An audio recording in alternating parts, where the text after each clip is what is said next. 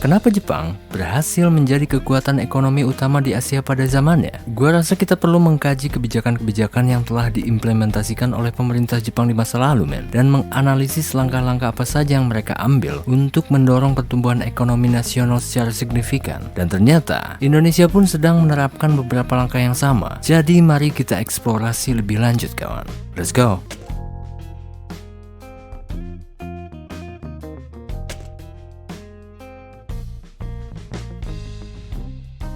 Ya, suatu negara hampir pasti melakukan reformasi ekonomi terlebih dahulu sebelum akhirnya mereka berhasil menjadi negara yang maju. Salah satu reformasi ekonomi paling berhasil berasal dari Jepang, yang dikenal sebagai reformasi ekonomi Jepang. Sebenarnya, Jepang sudah menjadi negara yang maju sebelum Perang Dunia Kedua. Pada akhir abad ke-19 dan awal abad ke-20, Jepang mengalami periode modernisasi yang signifikan yang dikenal sebagai Restorasi Meiji. Restorasi Meiji dimulai pada tahun 1868 ketika Kaisar Meiji naik tahta, mengakhiri periode feodal dan membuka jalan bagi modernisasi dan industrialisasi. Hasil dari modernisasi ini adalah pertumbuhan ekonomi yang sangat pesat, transformasi sosial, dan peningkatan kekuatan militer. Namun semangat nasionalisme dan ekspansionisme juga tumbuh di Jepang, yang pada akhirnya menyebabkan keterlibatan mereka dalam Perang Dunia Kedua. Setelah kekalahan Jepang dalam Perang Dunia Kedua, pemerintah Jepang melakukan serangkaian reformasi ekonomi untuk mendemokratisasi negara dan mengurangi kekuatan ekonomi yang terpusat. Salah satu langkah utama yang diambil adalah pembubaran Zaibatsu. Zaibatsu adalah kelompok perusahaan besar yang dimiliki oleh satu keluarga atau kelompok keuangan yang terkait erat. Pada awal abad ke-20, beberapa Zaibatsu terkenal seperti Mitsui, Mitsubishi, Sumitomo, dan Yasuda mendominasi beberapa sektor ekonomi di Jepang, seperti perbankan, industri perdagangan, dan investasi. Namun, setelah Perang Dunia Kedua, pemerintah pendudukan sekutu di Jepang membubarkan Zaibatsu sebagai bagian dari upaya mendemokratisasi. Beberapa Zaibatsu dipecah menjadi perusahaan-perusahaan yang lebih kecil dan independen. Akhirnya, struktur bisnis Jepang mengalami perubahan yang signifikan. Sebenarnya, menurut gue Zaibatsu itu ada plus minusnya. Keberadaan Zaibatsu sebelumnya memang memberikan keuntungan bagi Jepang dalam hal efisiensi ekonomi dan kemampuan bersaing di pasar global.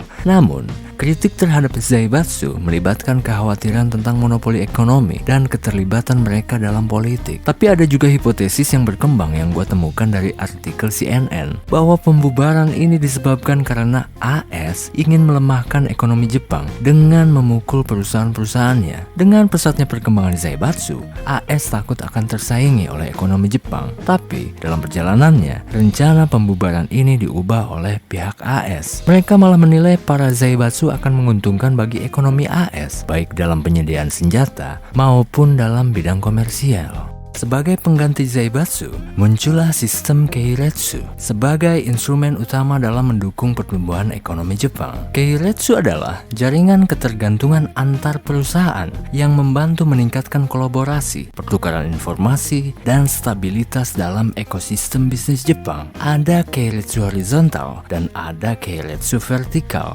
dan keduanya memainkan peran kunci dalam kesuksesan ekonomi Jepang pada periode pasca perang dan membantu membangun fondasi bagi pertumbuhan ekonomi yang lebih cepat. Bagaimana dengan Indonesia? Meskipun tidak ada sistem yang sama persis dengan Keiretsu, namun terdapat beberapa langkah konkret dalam melakukan reformasi ekonomi di Indonesia. Salah satunya adalah melalui implementasi paket kebijakan ekonomi jilid 1, 2, dan 3. Ini merupakan serangkaian kebijakan ekonomi yang diperkenalkan oleh pemerintah Indonesia sejak tahun 2015 sebagai bagian dari upaya untuk meningkatkan iklim investasi, mengatasi hambatan-hambatan bisnis, dan mendorong pertumbuhan ekonomi. Paket-paket kebijakan ini bertujuan untuk merangsang sektor-sektor ekonomi tertentu dan meningkatkan daya saing bisnis di Indonesia, mencerminkan usaha pemerintah dalam menciptakan lingkungan bisnis yang lebih kondusif, serta mendukung pertumbuhan ekonomi yang berkelanjutan. Setelah Perang Dunia Kedua, Jepang menyadari pentingnya membangun kembali ekonominya dengan cepat melalui pembangunan infrastruktur, restrukturisasi, dan industrialisasi. industrialisasi. Pada masa itu, Jepang mengalami kehancuran yang signifikan akibat perang dan pemulihan ekonomi menjadi prioritas utama. Jepang mengalokasikan sumber daya untuk membangun kembali infrastruktur yang hancur selama perang, termasuk jaringan transportasi, pelabuhan, dan fasilitas listrik. Mereka juga mendorong industrialisasi yang cepat. Artinya, Jepang tahu bahwa membangun infrastruktur, restrukturisasi, dan industrialisasi yang cepat itu sangat dibutuhkan jika kita ingin menjelma menjadi kekuatan ekonomi yang besar di dunia. Dan bagusnya, Indonesia juga sedang membangun dan mempersiapkan hal-hal tersebut. Walaupun banyak orang yang berkata bahwa jalan tol dan infrastruktur seperti pelabuhan, bandara, sampai smelter itu nggak bisa dimakan katanya men. Lalu pada rentang tahun 1950 sampai 1960-an, Jepang pun mulai meningkatkan produksi manufaktur mereka dengan berfokus pada produksi manufaktur yang berkualitas tinggi, terutama di sektor otomotif dan elektronik. Jika kita sadar, sebenarnya Indonesia juga sedang menerapkan hal yang sama sekarang, karena Indonesia mulai sadar tentang pentingnya hilirisasi dan nilai tambah pada suatu produk. Dan hilirisasi tahap awal sedang mengarah pada upaya Indonesia menjadi raja baterai dunia, karena kita memiliki sumber daya alamnya. Indonesia di bawah kepemimpinan Presiden Jokowi melihat peluang itu, dan pemerintah paham betul bahwa seluruh negara maju di dunia itu selalu memiliki industri manufaktur yang hebat dan berkualitas tinggi, walaupun kadang mereka tidak memiliki bahan bakunya. Berbeda dengan Indonesia yang memiliki keberlimpahan bahan bakunya. Jadi aneh kalau kita belum dan tidak mau memiliki industri manufaktur yang levelnya kelas dunia. Maka hilirisasi adalah langkah besar dan tepat untuk membawa Indonesia menuju negara industri yang berkualitas tinggi. Jadi kenapa masih ada yang menolak? Jika Jepang terkenal dengan reformasi ekonomi yang terfokus pada pembubaran zaibatsu, redistribusi tanah, dan pengenalan prinsip-prinsip demokrasi dan pasar ekonomi yang lebih terbuka, maka negara tetangga kita seperti Vietnam juga sedang melakukan reformasi ekonomi dan proses industrialisasi yang disebut dengan Doi Moi. Doi Moi adalah istilah dalam bahasa Vietnam yang secara harfiah berarti renovasi atau pembaharuan. Doi Moi merujuk pada serangkaian reformasi ekonomi yang diperkenalkan di Vietnam pada pertengahan tahun 1980-an men. Reformasi ini bertujuan untuk mengubah ekonomi Vietnam dari model yang sangat terpusat dan terkendali oleh negara menjadi ekonomi yang lebih terbuka. Diversifikasi ekonomi di bawah Doi Moi mendorong pengembangan sektor manufaktur sebagai bagian dari upaya untuk mengurangi ketergantungan pada sektor pertanian. Ini melibatkan investasi dalam industri pengolahan dan produksi barang konsumen. Kita tahu, Vietnam itu salah satu pengekspor beras terbesar di dunia. Namun, mereka pun sadar bahwa mereka tak bisa terus ketergantungan dengan satu komoditas saja. Sama seperti Indonesia, kita nggak mungkin terlena menjual barang mentah terus. Kalau mau maju, kita harus mendorong hilirisasi di semua sektor men. Karena itu adalah salah satu langkah yang baik untuk mereformasi ekonomi Indonesia. Pada tahun 1950, Jepang telah keluar dari tahap pemulihan pasca perang dan mulai memasuki era pertumbuhan ekonomi yang sangat pesat, yang dikenal sebagai keajaiban ekonomi. Kebijakan-kebijakan seperti industrialisasi, urbanisasi, dan dorongan untuk meningkatkan tingkat kelahiran akhirnya mendukung terbentuknya bonus demografi men. Ini persis seperti yang sedang Indonesia saat ini terapkan men. Termasuk hilirisasi yang sedang mengarah pada industrialisasi, di mana pertumbuhan ekonomi kita tergolong cukup bagus, walaupun bukan yang terpesat, namun kita tergolong stabil. Ditambah kita terus melakukan pembangunan yang Indonesia sentris. Infrastruktur laut, darat, dan udara sekarang sudah dan sedang terus dibangun di Indonesia Timur dan juga Barat. Juga pembangunan IKN yang menjadi proyek paling besar di dunia saat ini. Yang ingin gue tekankan di sini adalah bahwa siklus kita hampir sama dengan Korea dan Jepang pada masa itu, di mana saat itu momentum pertumbuhan ekonomi yang pesat memainkan peran kunci dalam peningkatan tingkat kelahiran. Dan ternyata bonus demografi itu akan menciptakan hal positif bagi Indonesia. Jepang berhasil mengambil langkah konkret dalam memanfaatkan bonus demografi dengan fokus pada sektor pendidikan dan pengembangan keterampilan. Pemerintah Jepang memberikan perhatian khusus pada pengembangan keterampilan dan pelatihan untuk mempersiapkan angkatan kerja yang kompeten. Program-program seperti pelatihan teknis dan vokasional diperluas, memberikan peluang bagi individu untuk memperoleh keterampilan yang sesuai dengan kebutuhan pasar kerja. Jepang mengintegrasikan pendidikan tentang teknologi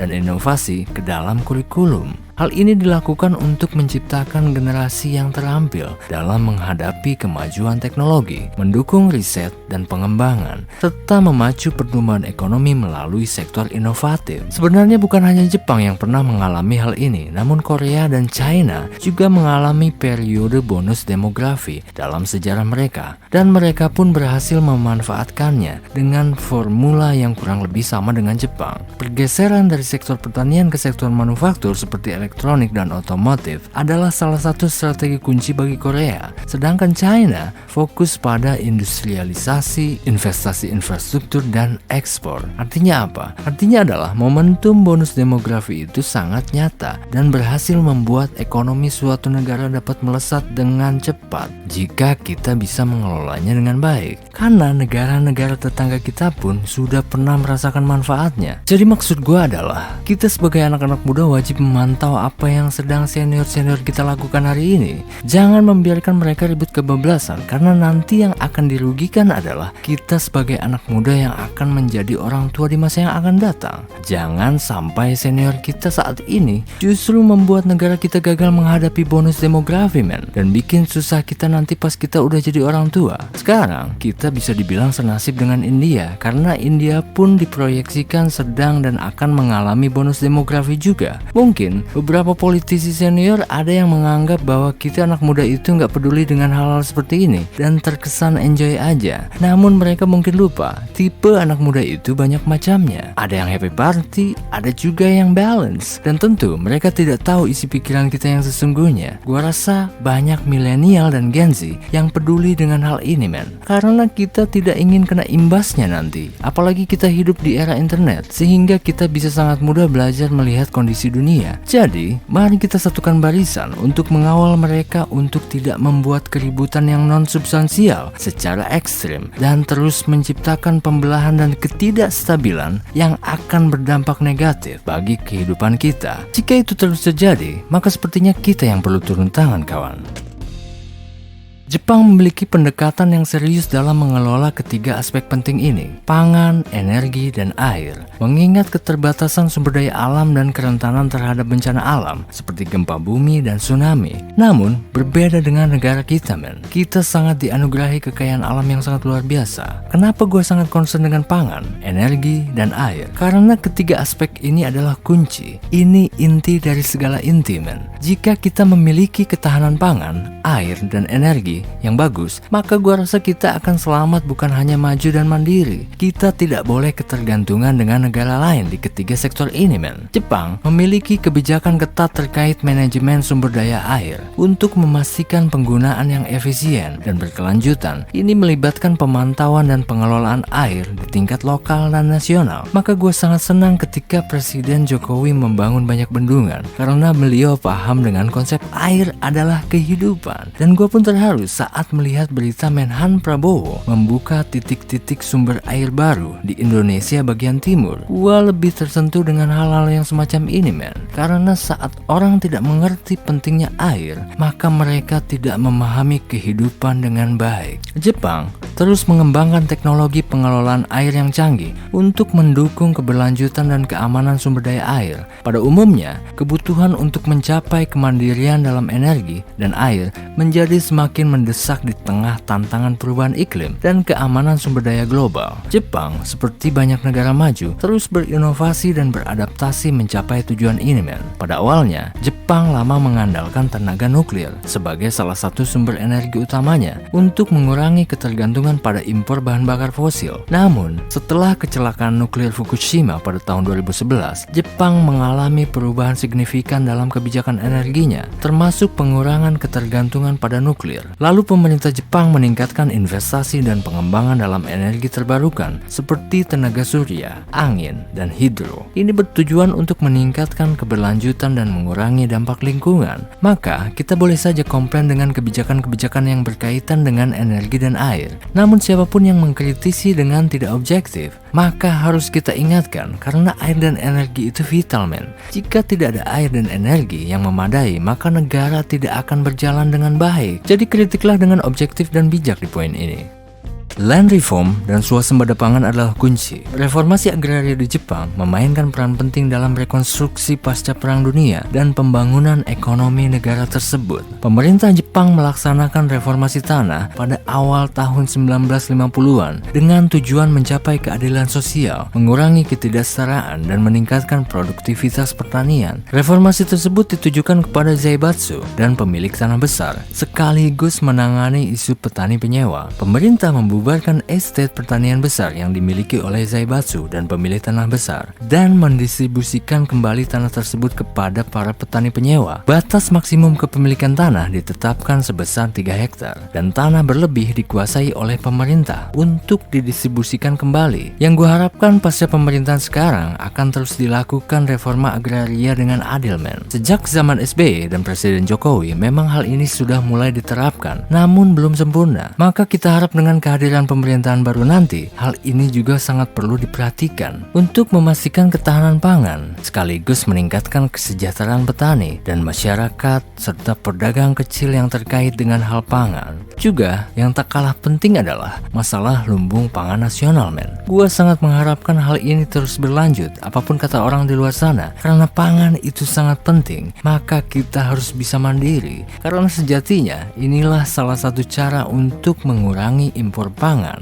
yang kita konsumsi. Sebenarnya, hal-hal yang kita rasa memang penting seharusnya dikritik dengan bijak. Jangan kita minta hal-hal seperti ini dihentikan. Jangan kita mudah termakan propaganda asing atau proksinya. Kita harus akui pangan itu penting, maka jangan sampai ada narasi mendiskreditkan lumbung pangan nasional. Karena ini adalah upaya kita untuk menjaga ketersediaan pangan di dalam negeri dan melepaskan diri dari ketergantungan impor. Kita baru saja belajar dari negara maju tentang pentingnya reformasi ekonomi, memanfaatkan bonus demografi, dan menjaga pangan, air, dan energi dalam negeri. Maka, bijaklah dalam hal ini. Indonesia sedang menerapkan hal-hal yang pernah Jepang lakukan di masa lalu, dan kita tahu kita sedang berada di jalur yang benar, walaupun masih banyak yang belum sempurna. Maka, mari kita terus kawal dengan bijak, terutama 3 poin terakhir tadi, yaitu pangan, energi, dan air. Arigato, gue Ujang Tokyo, sehat selalu.